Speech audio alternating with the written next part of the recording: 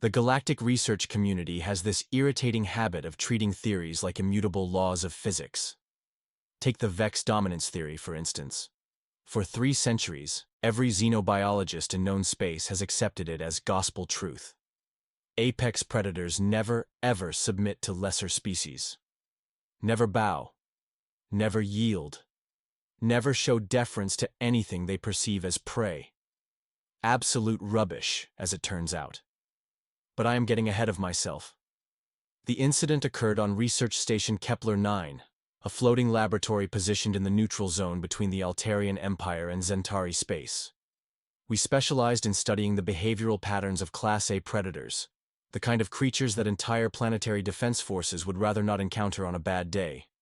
Our current subject was a Nexus Alpha, designation N7749, though the staff had taken to calling him Goliath due to his impressive dimensions. Standing 12 feet tall at the shoulder, weighing approximately 3 tons of pure muscle and predatory instinct, Goliath represented everything terrifying about his species. His scales gleamed like polished obsidian, shifting between deep purple and midnight black depending on his mood. 4 massive limbs ended in claws that could slice through reinforced steel, and his head housed a brain capable of complex tactical planning. Nexus Alphas were the undisputed rulers of their ecosystems. They had never been observed showing submission to any creature, including members of their own species. The dominance hierarchy among them was absolute: challenge and victory, or challenge and death. There was no middle ground, which made the arrival of Dr. Emma Hartwell particularly interesting. "Another human xenobiologist," muttered Chief Researcher Vorthak Kess, his 4 eyes rolling in perfect synchronization as he reviewed her credentials. The Zentari's skin had shifted to an irritated shade of orange, which always made our morning briefings more colorful. As if we needed another primitive biped stumbling around our advanced research facility. I had to admit, Kess had a point. Humans were relatively new to the galactic community, having achieved faster-than-light travel only 40 years earlier. Their understanding of xenobiology was, by most standards, laughably basic. They still thought in terms of dominance and submission based on their own limited experience with Earth predators. Dr. Hartwell arrived on the afternoon transport, looking exactly like what Central Casting would order for human researcher number 3. Average height, brown hair pulled back in a practical ponytail, wearing standard-issue research coveralls that had seen better days. Her green eyes held that particular intensity common to scientists who spent too much time thinking about dangerous things. "So," she said, consulting her datapad as Station Administrator Kex Thorne led her through the facility tour. "You have had this Nexus Alpha in captivity for 6 months, and he has not shown any behavioral changes?" "None whatsoever," Thorne replied, his crystalline Corellian features reflecting pride in our containment systems. "He remains as aggressive and dominant as the day we acquired him. 3 researchers have been hospitalized attempting to establish basic interaction protocols." "Interaction protocols?" Emma raised an eyebrow. "You mean you have been trying to make contact with him?" "Of course," Kess interjected, his orange skin darkening with academic superiority. "We are scientists, not zookeepers. Understanding his behavioral patterns requires direct observation and controlled interaction attempts." "And how has that worked out for you?" Emma asked with the sort of innocent curiosity that usually preceded someone pointing out obvious flaws in established methodology. "As I mentioned," Thorne said stiffly, 3 hospitalizations. But we have gathered valuable data about his attack patterns, territorial responses, and threat assessment capabilities. Valuable data about how to get mauled by an apex predator, Emma observed dryly. Fascinating research methodology. I was starting to like this human. The containment facility occupied the entire lower level of the station, featuring reinforced barriers capable of withstanding a direct assault from military-grade weaponry. The observation deck provided a clear view of Goliath's enclosure, which had been designed to replicate his natural habitat as closely as possible. Goliath himself was a magnificent specimen of evolutionary perfection. He prowled the perimeter of his domain with fluid grace, his massive form radiating controlled power. Occasionally, he would pause to fix his golden predator eyes on the observation windows, as if calculating the exact force required to shatter them and reach the soft, vulnerable creatures beyond. Impressive, Emma said, though her tone suggested she was analyzing rather than admiring. How do you handle feeding and maintenance? Automated systems, Kess replied proudly. Food dispensers, waste removal, environmental controls, all managed remotely to minimize direct contact risk. So you have isolated him completely from any meaningful interaction with living beings? For safety reasons, obviously. Nexus Alphas are among the most dangerous predators in known space. Right, Emma said, that thoughtful expression crossing her face again. And in all your observations, have you noticed any signs of psychological distress? Repetitive behaviors, decreased appetite, social withdrawal? Social withdrawal? Thorne laughed, his crystalline form chiming with amusement. Dr. Hartwell, this is an apex predator, not a house pet. They do not experience social needs in any meaningful sense. Based on what evidence? Based on 3 centuries of established xenobiological research, Kess snapped, his skin shifting to an agitated red. The Vex dominance theory clearly states that apex predators are solitary by nature, driven purely by territorial and hunting instincts. The Vex dominance theory, Emma repeated slowly. Right. When was the last time anyone actually tested that theory with controlled interaction experiments? The silence that followed was telling. The theory has been validated through countless observational studies, Thorne said defensively. Observation from a distance, Emma clarified. Behind barriers, through automated systems. Has anyone ever actually tried spending time with one of these creatures? That would be suicidal, Kess declared. No rational being would willingly enter an enclosure with a Nexus Alpha. Emma said, watching Goliath pace below them. What if someone did? They would be killed immediately, Thorne stated with absolute certainty. Nexus Alphas attack anything that enters their territory. It is instinctive behavior. Everything? Everything. Without exception? Without exception. Emma nodded thoughtfully, then did something that made every rational being in the observation deck question her species' evolutionary fitness. Could I get access to the enclosure? The collective intake of breath from the assembled researchers sounded like a minor atmospheric breach. Absolutely not, Kess said immediately, his skin cycling through several shades of alarm. Station protocols strictly forbid direct contact with Class A predators. What if I signed a liability waiver? What if you developed some common sense? Thorne countered. Dr. Hartwell, I understand that humans have a reputation for reckless behavior, but this would be suicide. Maybe, Emma agreed cheerfully, but it would also be science. Real science, not just observation from behind safety barriers. Real science does not require researchers to become lunch for their test subjects, I pointed out, though I had to admit her proposal was intriguing from a purely academic standpoint. Look, Emma said, leaning against the observation rail. You have had this creature in isolation for 6 months. 6 months of no meaningful interaction, no social stimulation, no challenges beyond figuring out how to operate food dispensers. What if the aggressive behavior you have been documenting is not natural dominance, but rather psychological distress manifesting as territorial aggression? Impossible, Kess declared. Apex predators do not experience psychological distress. Says who? Says established science. Established science said heavier than air flight was impossible until humans proved otherwise, Emma replied, with that infuriating logical persistence her species was known for. Established science said faster-than-light communication was impossible until the Zentari figured it out. Maybe established science is wrong about apex predator psychology too. Goliath chose that moment to stop his pacing and look directly at the observation deck. His golden eyes seemed to focus on Emma specifically, and for several long seconds, predator and human studied each other through the reinforced barriers. He is looking at you, Thorne observed unnecessarily.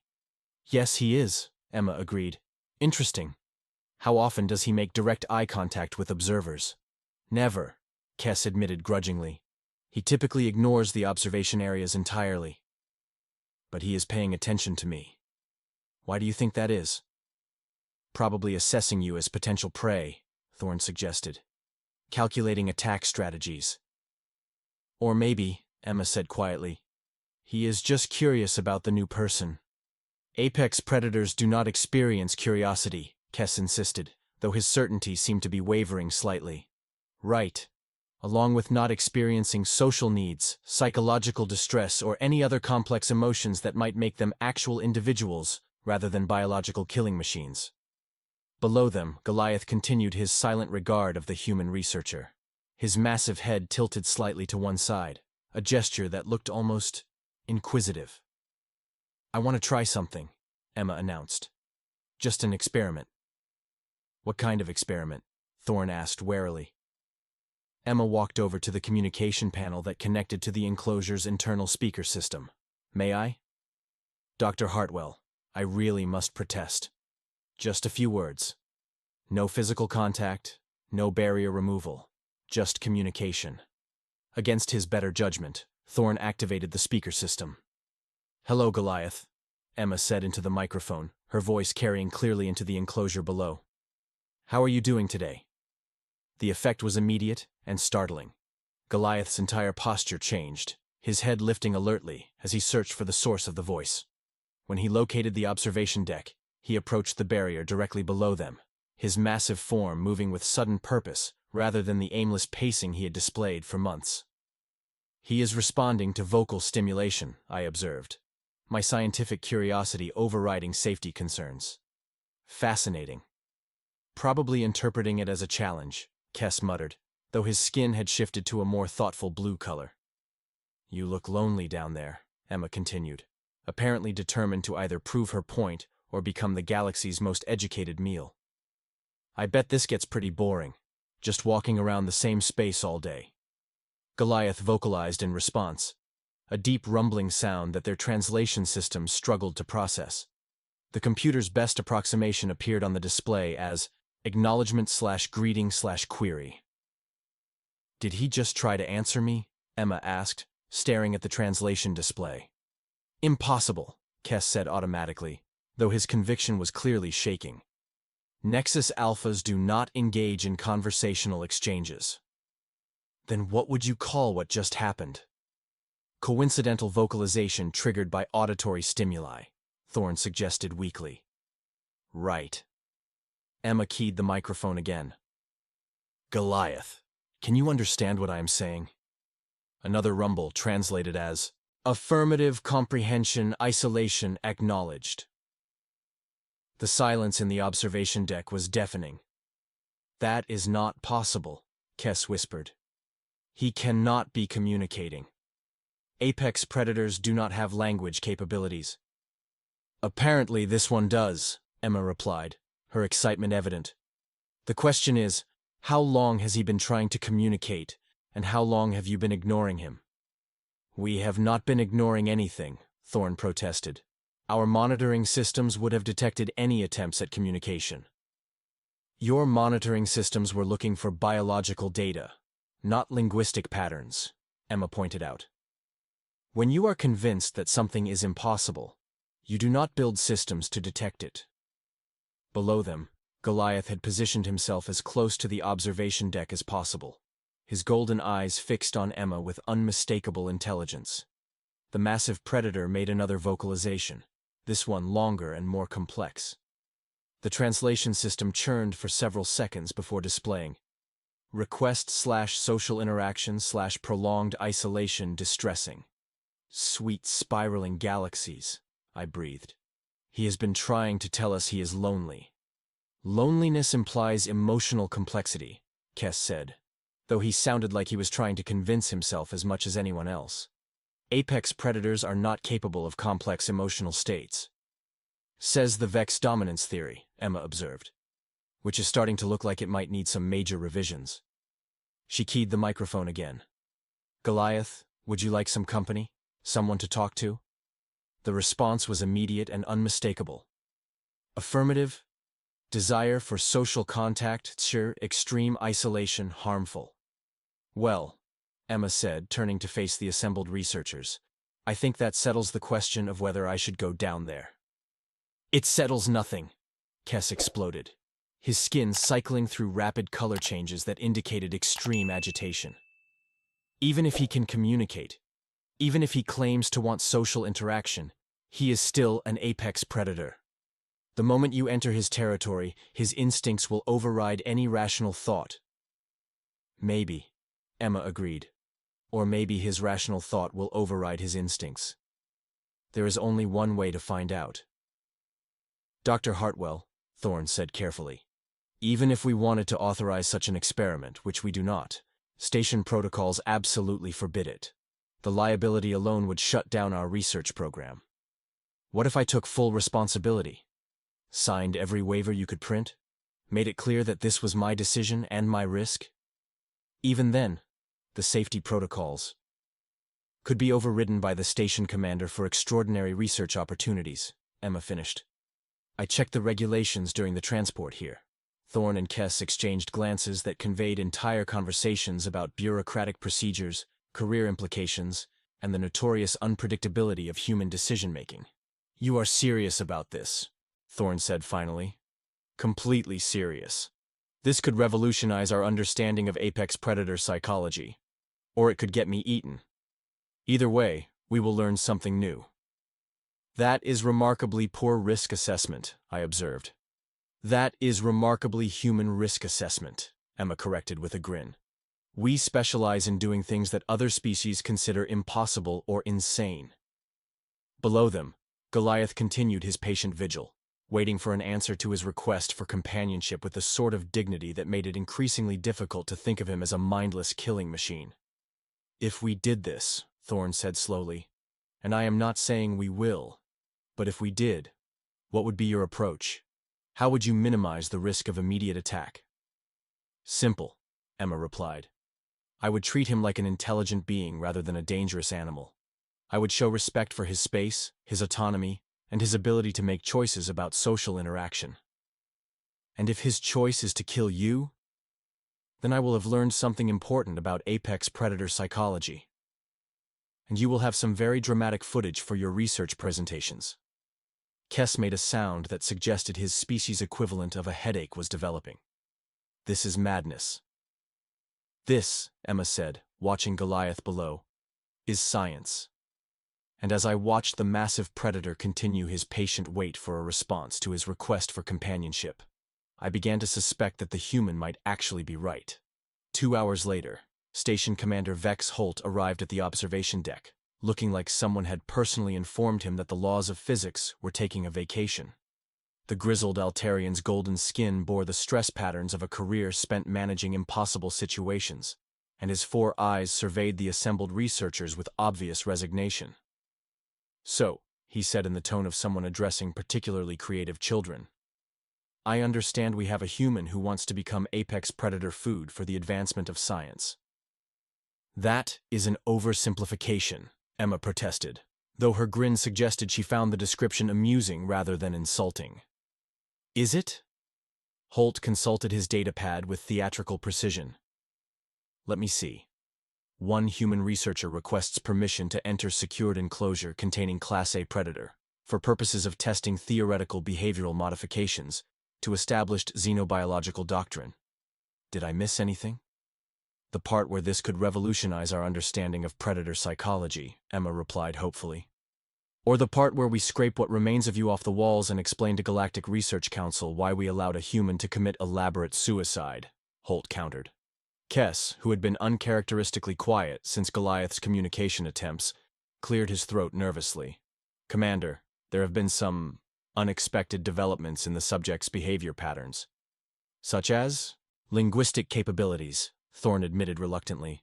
The specimen appears capable of rudimentary communication through vocalization patterns that our translation systems can process. Holt's stress patterns deepened significantly. Are you telling me that we have been holding an intelligent being in solitary confinement for 6 months? Apex predators are not classified as intelligent beings, Kess protested weakly. The Vex dominance theory clearly states. The Vex dominance theory, Holt interrupted with the sort of calm that preceded administrative explosions, was written by researchers who observed predators from orbit. If this creature can communicate, if it has been requesting social interaction, if we have been ignoring its attempts at contact, then we have a problem significantly larger than one suicidal human researcher. Below them, Goliath had settled into a patient crouch, his golden eyes fixed on the observation deck with the sort of focused attention that suggested he was following the conversation, despite the soundproof barriers. "He is watching us argue about him," Emma observed. "Look at his posture. He knows we are discussing his situation." "Coincidence," Kess muttered, though his conviction had evaporated entirely. "Commander," Emma said, turning to Holt with renewed determination, "this is exactly why direct contact is necessary. We need to establish meaningful communication, assess his actual intelligence level, and determine whether continued isolation constitutes ethical violation of sentient rights." Sentient rights? Holt's stress patterns now resembled abstract art, created by someone having a nervous breakdown. "Dr. Hartwell, if this creature qualifies for sentient protection under galactic law, the legal implications alone will shut down our entire research program." "Then maybe," Emma suggested with characteristic human directness, "the research program needs shutting down." The silence that followed was so complete I could hear the station's life support systems cycling through their maintenance routines. "That is quite possibly the most expensive statement ever made on this facility," Holt said finally. "Truth usually is expensive," Emma replied. "The question is whether we are willing to pay for it." Goliath chose that moment to vocalize again, a complex series of rumbles that the translation system processed as request status, update, continued, isolation unnecessary, willing to demonstrate peaceful intentions. "He is offering to prove he means no harm," Emma interpreted. "That sounds like diplomatic negotiation to me." "That sounds like a trap," Kess countered, though his heart was clearly no longer in the argument. "What kind of trap requires 6 months of patient communication attempts?" Emma asked reasonably. "If he wanted to kill someone, he has had multiple opportunities when maintenance crews entered for equipment repairs." "Maintenance crews enter his enclosure?" Holt asked with the expression of someone discovering new ways his facility could generate lawsuits. "Automated drones only," Thorne clarified quickly. "But Dr. Hartwell raises a valid point. He has never attempted to damage the drones or interfere with maintenance operations." "Because he understands the concept of cooperative behavior," Emma added, "which suggests higher cognitive function than current classifications recognize." Holt stared at the massive predator below, his stress patterns shifting to something resembling thoughtful consideration. "If I authorize this experiment, what exactly are you proposing to do?" "Enter his enclosure. Introduce myself properly. Establish direct communication protocols. Assess his actual intelligence and emotional state." Emma paused, then added with typical human optimism, "Try not to get eaten." "Your scientific methodology needs work," I observed. "My scientific methodology is about to test 3 centuries of established theory against actual evidence," Emma corrected. "That is what science is supposed to do." "Dr. Hartwell," Holt said carefully, "assuming I have completely lost my mind and authorize this experiment, what safety protocols would you accept?" "Emergency extraction team on standby.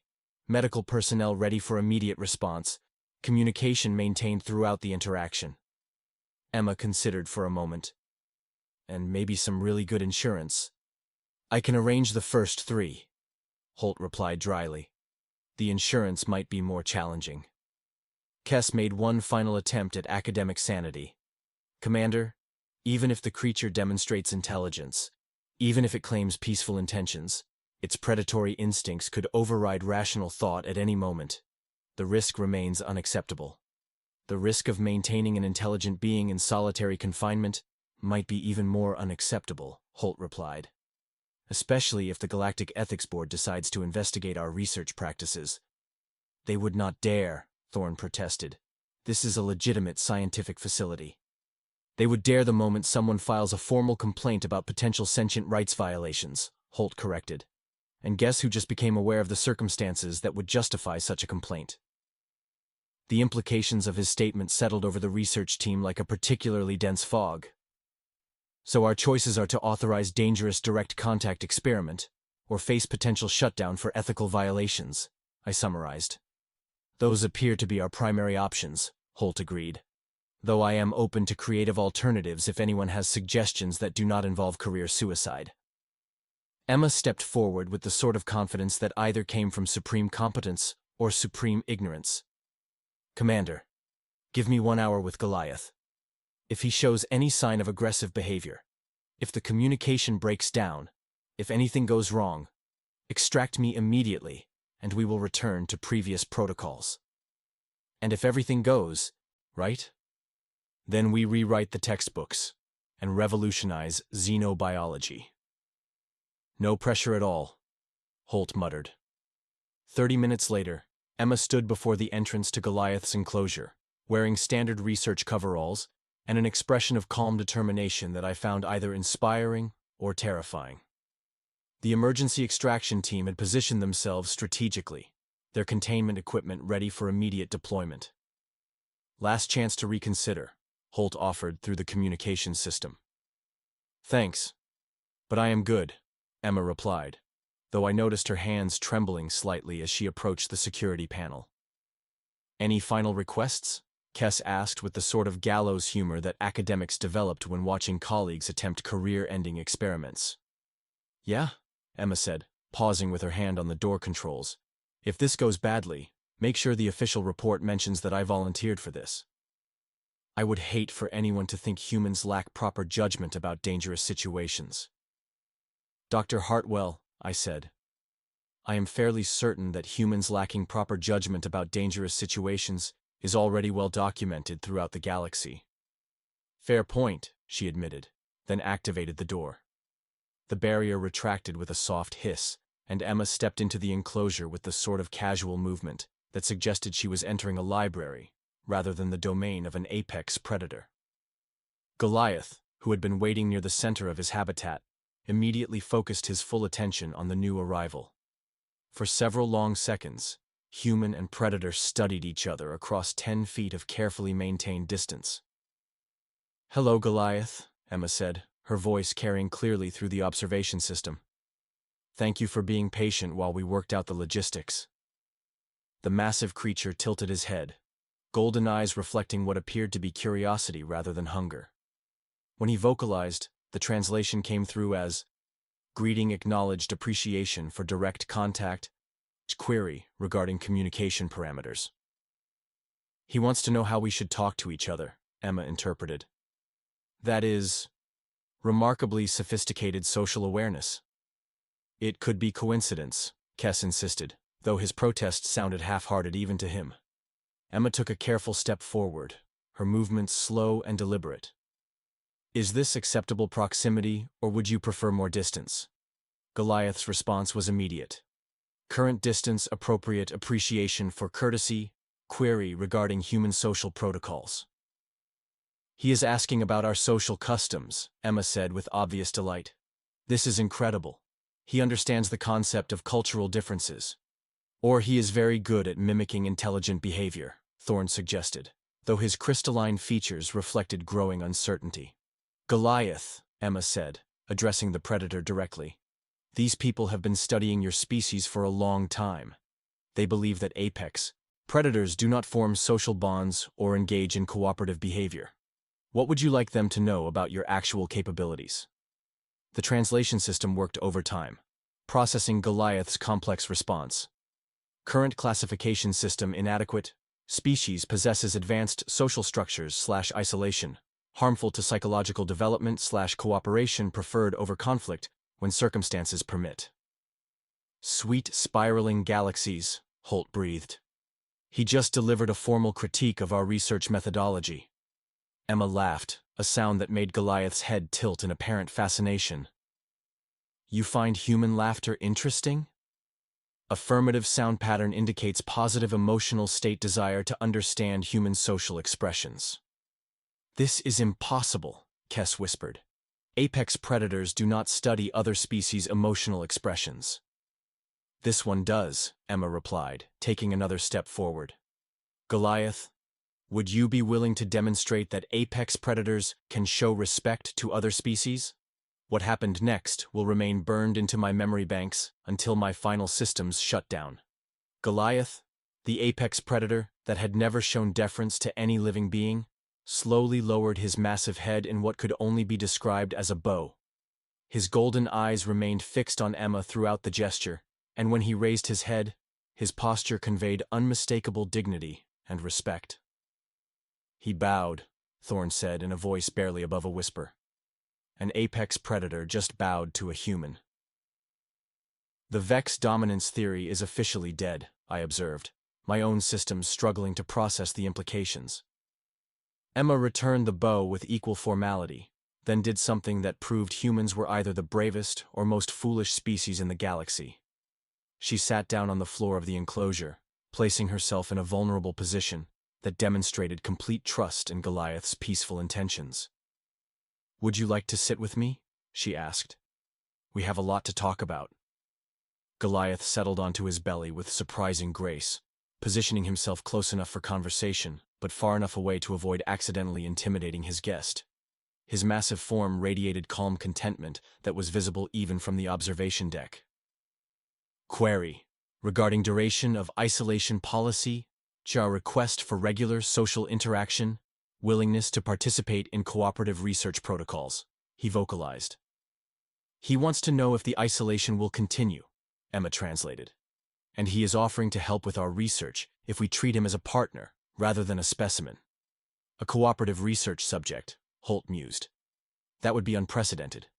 So would recognizing apex predators as sentient beings with rights and social needs," Emma pointed out. "But sometimes unprecedented is exactly what science requires." Over the following hour, Emma and Goliath engaged in the most remarkable interspecies conversation I had ever witnessed. The apex predator demonstrated not only advanced intelligence, but also emotional sophistication, cultural awareness, and genuine desire for mutual understanding. When the session finally ended and Emma emerged from the enclosure unharmed and exhilarated, the implications were staggering. Every textbook would need revision. Every research protocol would require updating. Every assumption about predator psychology would demand reevaluation. "So," Holt said as we watched Goliath settle back into his habitat with obvious contentment, "what happens now?" "Now," Emma replied with the sort of satisfied expression that came from revolutionizing established science, "we start treating him like the intelligent being he obviously is, and we probably owe him an apology for 6 months of solitary confinement." "Apex predators do not accept apologies," Kess said automatically, then stopped himself. "Or at least, we assumed they did not." "Apparently," I observed, "we assumed a lot of things that turned out to be completely wrong." "That," Emma said, "is what makes science interesting." 3 weeks later, our research facility had transformed into something unprecedented in galactic xenobiology. Goliath now participated in daily interaction sessions, contributing insights about his species that revolutionized our understanding of apex predator behavior. His enclosure had been modified to include communication panels, recreational equipment, and regular social contact periods. "Fascinating development," Goliath vocalized during one of our morning briefings, having learned to operate the intercom systems independently. "Human research methodology incorporates subject feedback for improved accuracy. Previous observers lacked this collaborative approach." "He is critiquing centuries of established scientific practice," Kess observed with a mixture of admiration and academic horror. "And he is right."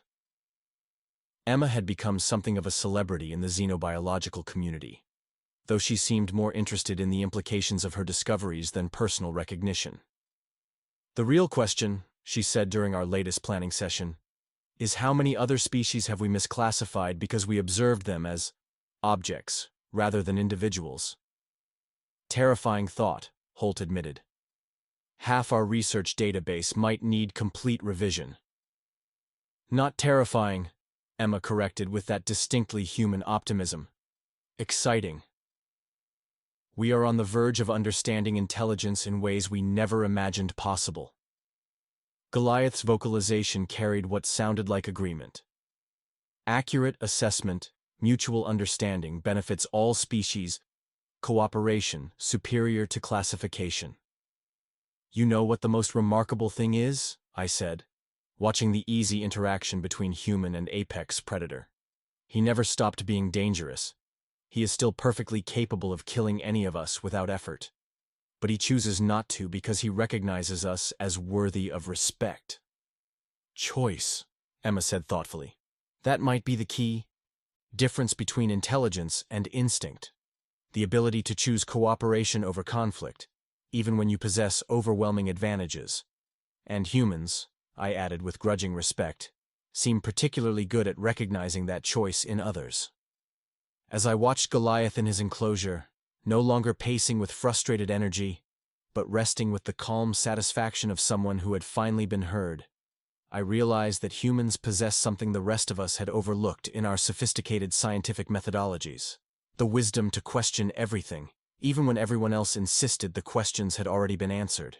And sometimes, that willingness to challenge established truth led to discoveries that changed everything we thought we knew about the universe and our place in it.